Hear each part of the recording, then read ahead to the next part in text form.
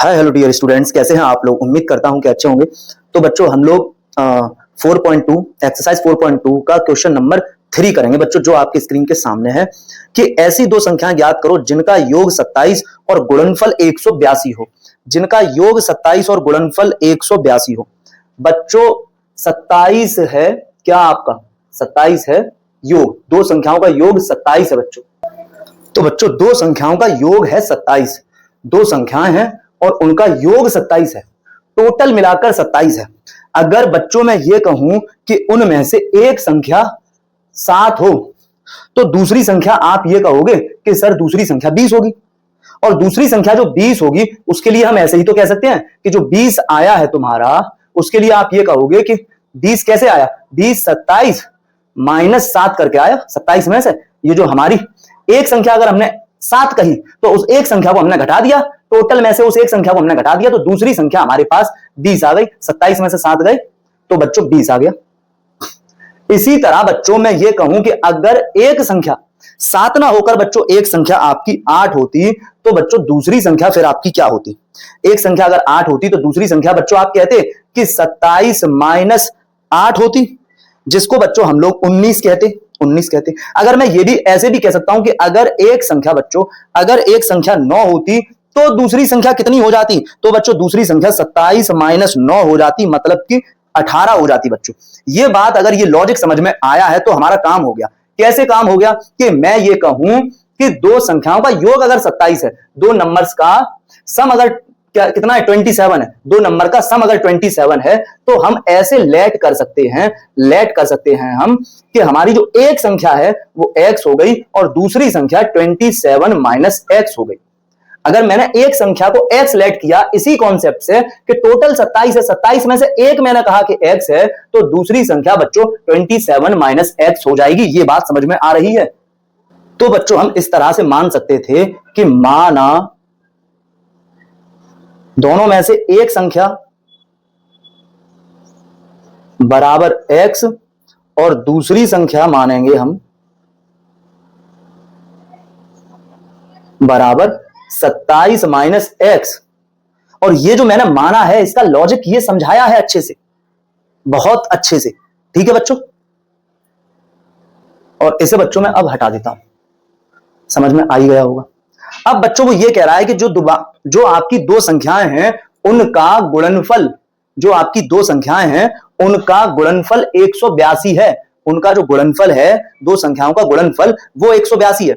मतलब दो संख्याएं हमारी ये हो गई, एक ये हो गई और एक ये हो गई। इनका गुणनफल का मतलब x गुणा 27 माइनस x, गुणा करने से x और 27 माइनस x का गुणा करने से बच्चों कह रहा है कि 182 है, 182 है। अब यहां पर हम इस ब्रैकेट को इधर लेफ्ट हैंड साइड में सिंप्लीफाई कर लें, सरलीकरण कर लें, ब्रैकेट को सॉल्व कर लें, तो बच्चों इसका गुणा आप यहां करोगे और इसका गुणा यहां करोगे, तो बच्चों ये हो जाएगा 27x माइनस, ठीक है, माइनस x की पावर 2 बराबर 182। बच्चों x का x में गुणा होगा तो पावर जुड़ जाएगी। इस तरह से मैं बच्चों यहां पर ये कर सकता हूं, इसको इधर ले रहा हूं x स्क्वायर को तो प्लस का x स्क्वायर हो जाएगा, 27x को भी इधर ही ले आऊं तो 27x माइनस का हो जाएगा, और 182 राइट हैंड साइड में ही है और अब भी मैंने राइट हैंड साइड में ही रखा है, तो बच्चों यहां भी प्लस का था तो यहां भी प्लस का, ये सब कुछ इधर जा चुका तो इधर कुछ नहीं बचेगा। कुछ नहीं का मतलब बच्चों यहां हो गया 0।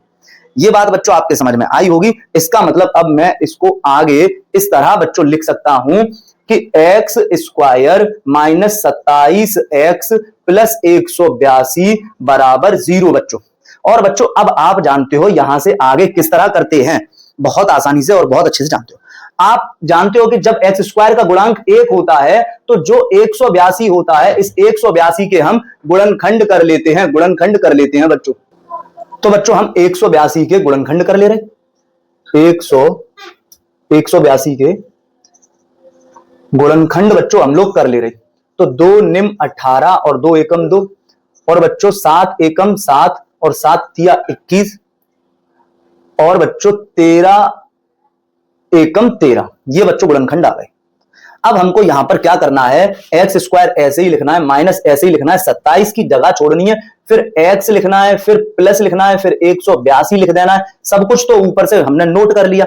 ये जो बच्चों प्लस का निशान है, ये प्लस के निशान पर आप गौर करेंगे, यही प्लस का निशान बच्चे यहां लगाया जाएगा। और यहां दो नंबर ऐसे लिखे जाएंगे जिनको जोड़ दिया जाए तो 27 आ जाए और जिनका गुणा कर दिया जाए तो 182 मतलब ये आ जाए। और ये हमने गुणनखंड से प्राप्त कर लिए हैं वो दो नंबर, मतलब 7 दूनी 14 और ये 13। ठीक है, 14 और 13 जब आप जोड़ोगे, 14 और 13 जब आप जोड़ोगे तो बच्चों यही आ जाएगा 27, और गुणा करोगे तो बच्चों उनका गुणन, क्योंकि इसका गुणनफल ही है ये, सॉरी इसका गुणनखंड है 182 का गुणनखंड है ये, तो गुणा करोगे तो 182 ही आएगा, जाहिर सी बात है। तो 14 ये लिखोगे बच्चों और 13 आपने ये लिख दिया इस तरह से। अब क्या करोगे, ब्रैकेट ओपन करोगे, ब्रैकेट के बाहर जो साइन है उसका ब्रैकेट के अंदर हर एक साइन में मल्टीप्लाई करोगे, तो बच्चों आप देखोगे ये 14 है प्लस का और ये 13 है प्लस का, तो बच्चों ये हो जाएगा एक्स स्क्वायर माइनस का यहां गुणा होगा, इस माइनस का यहां गुणा होगा बच्चों, और इस माइनस का यहां गुणा होगा, तो माइनस इंटू प्लस माइनस का 14x, फिर माइनस इंटू प्लस माइनस का 13x प्लस 182 इक्वल्स टू 0।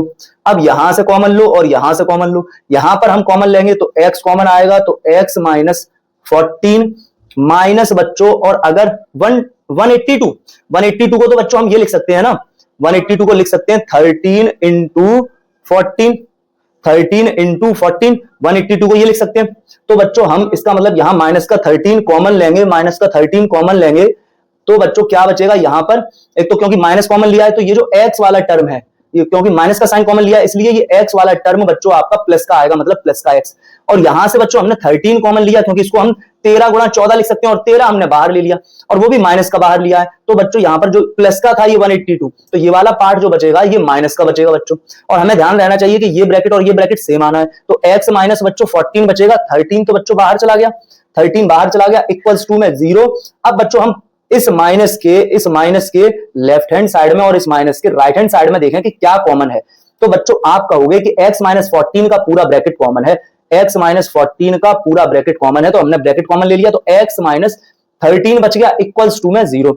अब बच्चों दो ब्रैकेट हैं, दो नंबर हैं, उनका मल्टीप्लाई करने से 0 कब आ सकता है, या तो ये पूरा ब्रैकेट 0 हो या फिर ये पूरा ब्रैकेट 0 हो, तो हम कहेंगे कि x माइनस 14 इक्वल्स टू 0 हो, या फिर x माइनस 13 इक्वल्स टू 0 हो, तो x इक्वल्स टू बच्चों 14 हो जाएगा और यहां से x इक्वल्स टू बच्चों 13 हो जाएगा।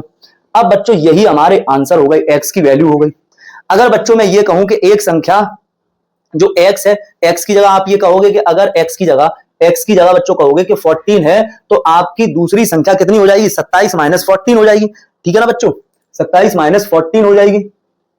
तो बच्चों अगर मैं ये कहूं कि x की वैल्यू 14 ले लूं, अगर हम बच्चों x की वैल्यू 14 ले लें तो हम यहां कहेंगे कि एक संख्या 14 हो गई, फिर क्योंकि एक संख्या हमने x मानी है तो एक संख्या बच्चों 14 हो गई, तो दूसरी संख्या 27 माइनस x करोगे तो बच्चों दूसरी संख्या बच्चों 13 हो जाएगी। ठीक है, तो अभीष्ट जो संख्याएं हैं हमारी, मतलब अभीष्ट जो हमारी संख्याएं हैं जो हमें कह रहा था, वो जो हमने निकाला है अभीष्ट संख्याएं, वो बच्चों कितना आ गई, एक तो बच्चों x थी और x की वैल्यू बच्चों हमने अगर 14 करी तो फिर हमारी जो दूसरी